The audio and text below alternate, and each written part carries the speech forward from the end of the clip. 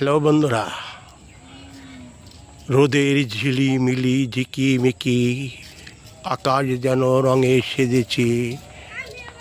কি সুন্দর মেঘের ভেলা, ওই যে দূরে আকাশ, পাখিরা উড়ে যাচ্ছে। ওই যে পাখিরা উড়ে যাচ্ছে, কি দারুণ লাগছে। অসাধারণ একটি দৃশ্য, আকাশ সেজেছে রঙের বেলায়, প্রাকৃতিক সৌন্দর্য আর জলাশয় ভরা, কি দারুণ লাগছে।